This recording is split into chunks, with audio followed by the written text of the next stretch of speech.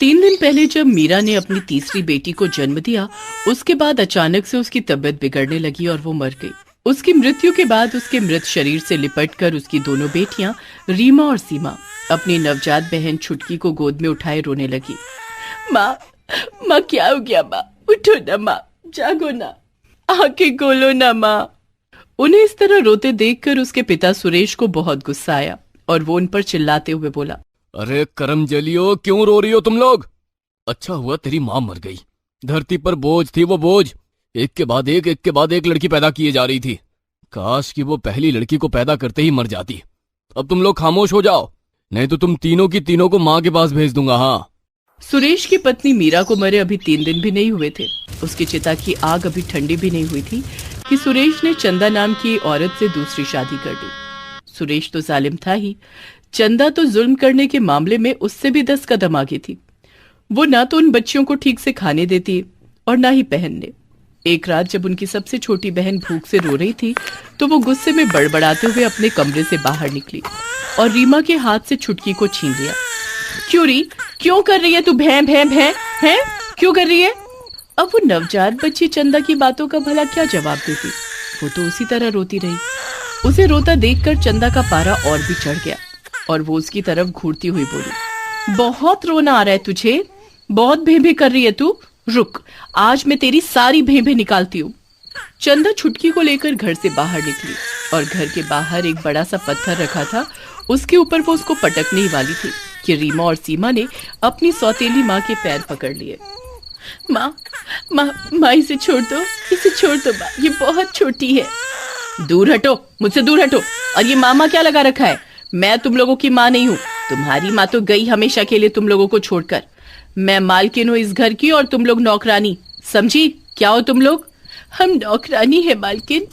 चंदा अपनी सौतेली बेटियों पर चीख ही रही थी कि तभी उसका पति सुरेश बाहर आया और चंदा से बोला, अरे क्या बात है भाग्यवान, तुम इतनी रात को यहाँ घर के बाहर क्या कर रही हो? आपकी ये अपशगुनी बेटियां मुझे ठीक से सोने दे तब तो मैं घर के अंदर रहूंगी। क्यों रे, तुम लोग तो अपनी माँ को खा गई, अब इसके पीछे पड़ी हो? रुको, अभी तुम लोगों को बताता हूँ। सुरेश ने वहीं पास पड़े डंडे से उन लोगों की पिटाई शुरू कर दी। वो बेचारी रहम की भीख मांगती रही, लेकिन वो जल्लाद की तरह उन्हें पीटता रहा और जब वो मार मार कर थक गया तो चंदा ने मोर्चा संभाला और उन्हें पीटने लगी। इसी क्रम में छुटकी का सिर फूट गया और वो फिर से रोने लगी। तो यही है जड़, इस जड़ को आज मैं उखाड़ देती हूँ। चंदा छुटकी के सिर पर फिर से प्रहार करने वाली थी, तभी सुरेश ने उसका डंडा पकड़ लिया। अरे भाग्यवान, पागल हो गई है क्या तू?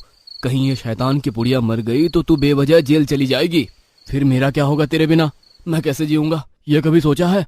देखो, दुश्मन को ऐसे मारो कि सांप भी मर जाए और लाठी भी ना टूटे, इससे किसी को हम पर शक नहीं होगा। अगले दिन की ही बात है। चंदा ने तीनों बेटियों को सुबह सुबह एक फरमान सुना दिया।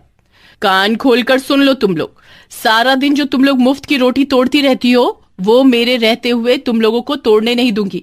तुम लोग अभी के अभी खेत पर जाओ और खेत की जुताई करना शुरू करो। हर दिन तुम्हें सुबह से शाम तक जुताई करनी है, फिर कुछ दिन बुआई भी करनी है। दोनों बहनें जुताई के लिए बैलों की रस्सी खोलने लगी तो चंदा ने चीखते हुए कहा, बैलों से जुताई नहीं करनी है, तुम लोग खुद बैलों की जगह पर रहोगी और जुताई करोगी। रीमा और सीमा छुटकी को गोद में उठाए खेत की ओर निकल पड़ी। उन बेचारियों ने उस समय तक एक बूंद पानी का भी नहीं पिया था। उन्होंने पेड़ के नीचे छुटकी को रखा और खुद ही कांधे पर हल को रखा और खेतों की जुताई करने लगी। उधर उसकी सौतेली माँ सुरेश से कह रही थी, पूरा दिन धूप में खेतों में भूखी प्यासी वो काम करेंगी, देखना लू के कारण उनमें से एक आध तो टपक ही जाएगी और जो बचेंगी वो भी भूख प्यास से आज नहीं तो कल मर ही जाएंगी। दोपहर तक वे बेचारी बच्चियां धूप में काम करती रहीं। धूप से उनका शरीर अब जल भी रहा था और प्यास से गला भी सूख रहा था। इस बीच उनकी छोटी बहन भी भूख से रोने लगी थी। वे उसके पास जा ही रही थी, तभी उन्होंने देखा कि एक गाय उनकी छोटी बहन की ओर बढ़ रही है। रीमा दीदी, वो देखो, गाय छुटकी की ओर बढ़ रही है, कहीं वो उसे कोई नुकसान न पहुंचा दे। वो दोनों दौड़कर गाय की ओर बढ़ी, लेकिन वो गाय तो छुटकी के पास जाकर खड़ी हो गई और उसे अपना दूध पिलाने लगी। दोनों बहनों को यह देखकर बहुत आश्चर्य हुआ। उसे अपनी माँ की याद आ गई। जब वो जिंदा थी तो कैसे उन दोनों बहनों का ख्याल रखती थी। रीमा और सीमा उस गाय की पीठ को सहलाने लगी तो वो जोर जोर से रंभाने लगी। उसके बाद उस गाय ने एक अद्भुत चमत्कार वहां किया। उसने अपनी आंखें बंद की और आसमान की ओर देखने लगी। अचानक वहां पर तरह तरह की खाने की चीजें भी आ गई। अरे सीमा, ये देखो, ये खाने की चीजें कहाँ से आ गई? ये तो कोई जादुई गाय है। उन्होंने उस गाय का शुक्रिया अदा किया और भरपेट खाना खाया। खाना खाने के बाद जब वो खेत को फिर से जोतने लगी तो उन्होंने देखा कि उस गाय ने तो पहले ही पूरा खेत जोत दिया है, लेकिन अचानक वो गाय न जाने कहां गायब हो गई। उसी शाम की बात है। क्या कहा तुम लोगों ने? सारा खेत जोत दिया है? ये तो असंभव है। आप खेत पर जाकर देख सकती हैं मालकिन। अच्छा ठीक है, जाओ अब घर का सारा काम करो, नहीं तो एक रोटी भी नहीं मिलेगी खाने को। मैं अभी बाजार से आती हूँ। चंदा के बाजार जाने के बाद वो गाय न जाने फिर वहां पर कहां से आ गई। उसने अपनी जादुई शक्ति से घर का सारा काम भी कर दिया, यही नहीं उन्हें भरपेट खाने को भी दिया। चंदा जब बाजार से आई तो उसने देखा कि घर का सारा काम हो गया है। उसे बहुत आश्चर्य हुआ कि आधे घंटे में कोई सारा काम कैसे कर सकता है। क्या बात है, ये लड़कियां कोई काला जादू सीख गई हैं क्या? पहले तो शाम तक पूरे खेत की जुताई कर दी और अब आधे घंटे में घर का काम भी कर दिया। उस दिन के बाद वो गाय सीमा और रीमा की मदद खेत पर भी करती और घर पर भी। एक रात तो वो गाय चुपके से आई और जब छुटकी रो रही थी तो उसे औरत के वेश में दूध भी पिलाने लगी। उसका आधा शरीर गाय का था और आधा औरत का। अचानक रीमा और सीमा की आंख खुली और जब उसने उस औरत की तरफ देखा तो आश्चर्य से भर गई। ये तो उसकी माँ थी। वो माँ कहकर उनसे लिपट गई। माँ, तुम वापस आ गई? हाँ बेटा, वापस तो आई हूँ, लेकिन ये मेरा दूसरा जन्म है। अब मैं हमेशा तुम्हारे साथ रहूंगी, तुम्हारी मदद करूंगी। इसी तरह सब कुछ चल रहा था कि एक दिन अचानक चंदा को फिर से छुटकी के रोने से चिढ़ हो गई और वो उसे उठाकर फिर से पत्थर पर पटकने वाली थी। तभी दोनों बहनों ने फिर से उसे रोका, लेकिन उसने उन दोनों को धक्का मारकर नीचे गिरा दिया। लेकिन तभी वो गाय वहां आई और उसे अपनी सींगों से उठाकर नीचे पटक दिया। चंदा को उस गाय पर बहुत गुस्सा आया। वो घर के अंदर से डंडा लेकर बाहर भागती हुई आई, लेकिन तब तक वो गाय वहां से गायब हो गई थी और गाय के साथ सुरेश की तीनों बेटियां भी घर पर नहीं थी। चंदा और सुरेश ने उन्हें बहुत खोजा और जब वो नहीं मिली तो अच्छा ही हुआ वो यहाँ से खुद ही भाग गई, नहीं तो आज नहीं तो कल तो यहाँ से उन्हें भागना ही था या यहीं मरना था।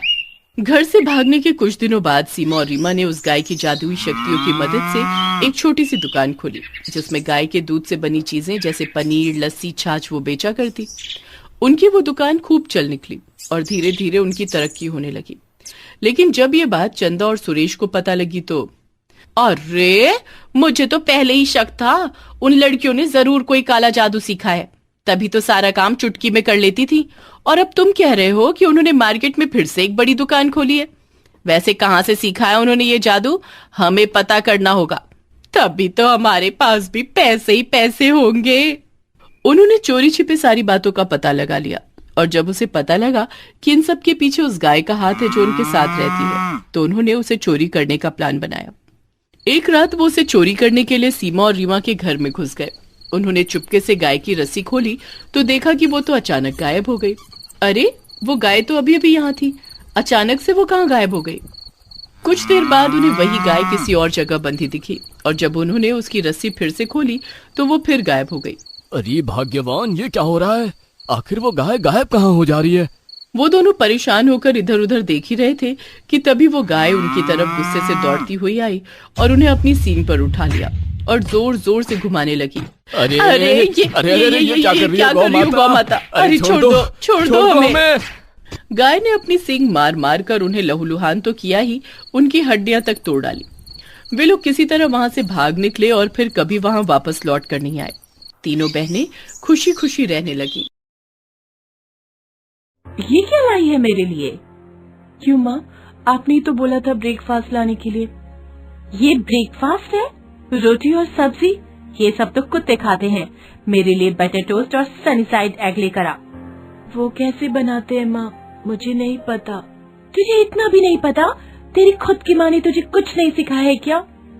ये बोलकर जूलिया नन्ही सी पूजा को अपने जूते से मारने लगी। पूजा के गाल में जूते के निशान छप गए। उसे बचाने के लिए उसकी बहन राखी आई। मेरी दीदी को क्यों मार रही हो? मेरी दीदी ने क्या किया? राखी की गोद में उन दोनों की छोटी बहन गुड्डी है। गुड्डी सिर्फ 5 महीने की है, लेकिन जूलिया ने उसकी उम्र का लिहाज नहीं किया। उसने गुड्डी को उठाया और जोर से जमीन पर पटक दिया। वो जोर जोर से रोने लगी। उसके सर से खून निकलने लगा। पूजा ने उसे गोद में उठा लिया और रोते हुए अपने पिता के पास गई। पिताजी, आपकी नई बीवी ने मुझे जूते से मारा और गुड्डी को जमीन पर पटक दिया। जरूर तुम लोगों ने ही कुछ किया होगा। तुम लोग एकदम तुम्हारी माँ जैसी हो, एकदम निकम्मी। पूजा के पिता ने भी उसे ठुकरा दिया। पूजा और राखी बहुत अकेला महसूस करने लगी। इस दुनिया में उनसे प्यार करने वाला कोई नहीं है। उनकी माँ उन्हें छोड़कर परलोक चली गई। इतनी छोटी उम्र में अगर किसी को माँ से जुदा होना पड़े तो उससे ज्यादा कठोर सजा शायद इस दुनिया में और कुछ नहीं है। पहले थोड़ी से आंसू गिरने पर ही माँ आकर गोद में उठा लेती थी और आज आंसुओं की नदी बहाने के बाद भी माँ नहीं आई। हमारी माँ कभी हमारे पास नहीं आ सकती। ऐसा क्यों किया भगवान, मेरे साथ ऐसा क्यों किया? लेकिन उनका दर्द सुनने वाला कोई नहीं है। उनकी माँ का नाम माधुरी था। पूजा के पिता आलोक माधुरी से प्यार नहीं करते थे। उन दोनों के बीच हर रोज झगड़ा होता था। गुस्से में आलोक ने माधुरी से कहा था, अरे तुम जैसी औरत की कोई जगह नहीं है इस दुनिया में। अरे तुम मर क्यों नहीं जाते? उस रात माधुरी बहुत रोई थी और रोते हुए उसने पूजा से कहा था, बेटी, अगर मैं इस दुनिया में नहीं रही तो अच्छे से रहना, सही समय पर खाना खा लेना और अपनी बहनों का ख्याल रखना। आप ऐसा क्यों कह रही है माँ? आप नहीं रहेंगी तो मेरा क्या होगा? तेरे पिताजी तुम लोगों के लिए नई माँ लाएंगे। वो तुम तीनों से बहुत प्यार करेगी। मेरी गुड्डी अभी बहुत छोटी है। बेटी, गुड्डी का अच्छे से ख्याल रखना। उसके बाद से माधुरी की तबीयत बिगड़ने लगी। उसने बिस्तर पकड़ लिया और कुछ ही दिन बाद वो इस दुनिया से चली गई। उसकी आत्मा स्वर्ग पहुंच गई और भगवान के सामने पहुंचकर वो रोने लगी।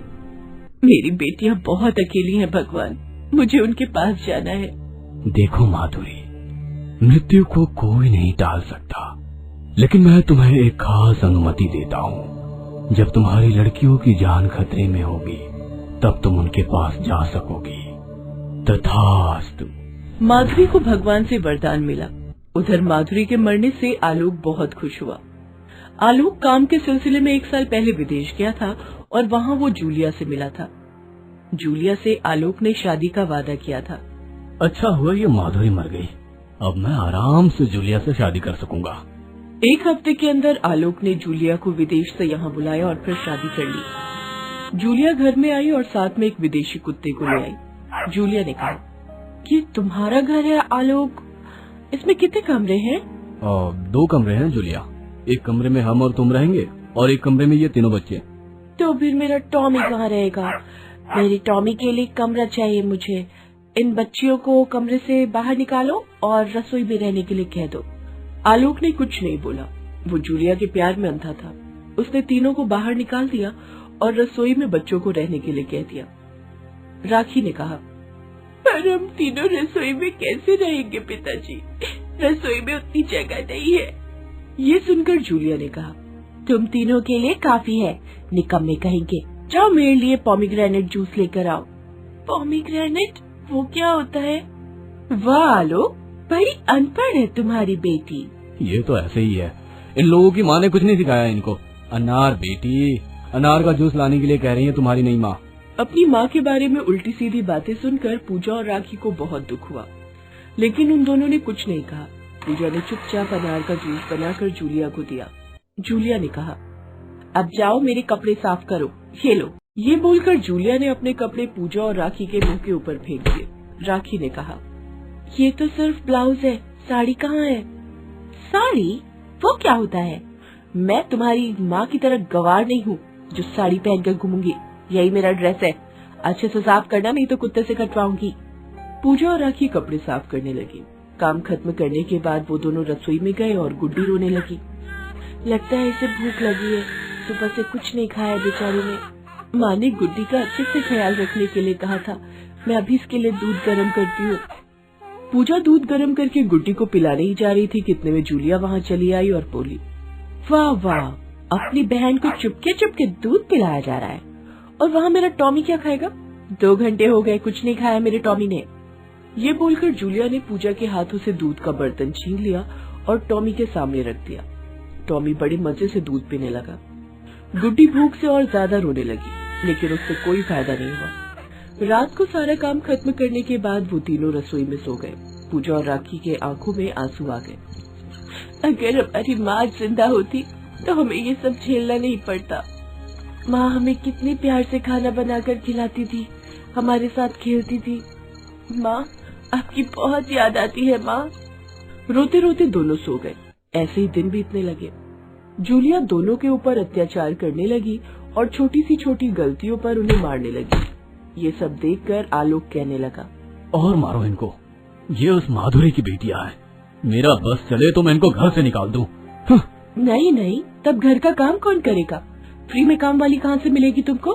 हाँ, ये बात तो बिल्कुल सही कही तुमने। कुछ दिनों बाद जूलिया की माँ मिसेस गब्रिएल जूलिया से मिलने के लिए आई। ये तीनों बच्चियाँ कौन है जूलिया? ये मेरी मरी हुई सौतन की बेटियां हैं माँ, लेकिन ये लोग ठीक से काम कर ही नहीं पाते हैं। तो इन लोगों को निकाल दे, मैं विदेश से तेरे लिए नौकरानी भेज दूंगी। वैसे भी इस देश में तुझे बहुत कष्ट झेलना पड़ रहा है, लेकिन नौकरानी का खर्चा भी तो है, वो कहाँ से आएगा? अरे मैं इन तीनों को मेरे साथ विदेश ले जाऊंगी और वहाँ इन लोगों से काम करवाऊंगी। उससे जो पैसा आएगा उसी से तेरी नौकरानी का खर्चा निकल आएगा और इन लोगों को तो बस एक वक्त का खाना देने से ही हो जाएगा।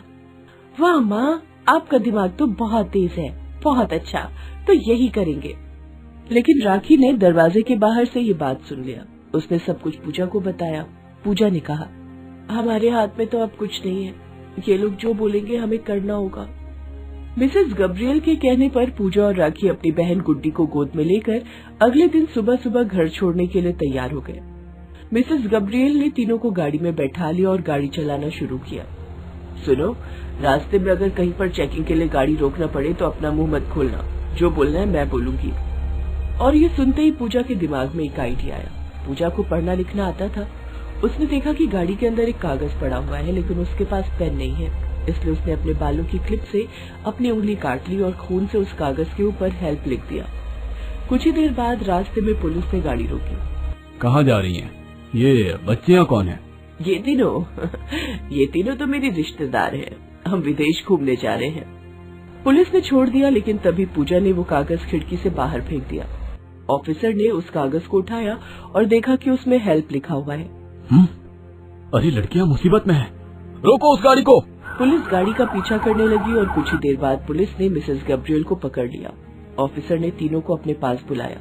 क्या हुआ बेटी, ये कौन है और तुमने ये हेल्प लिखा हुआ कागज क्यों फेंका? तब पूजा ने रोते हुए सब कुछ बता दिया।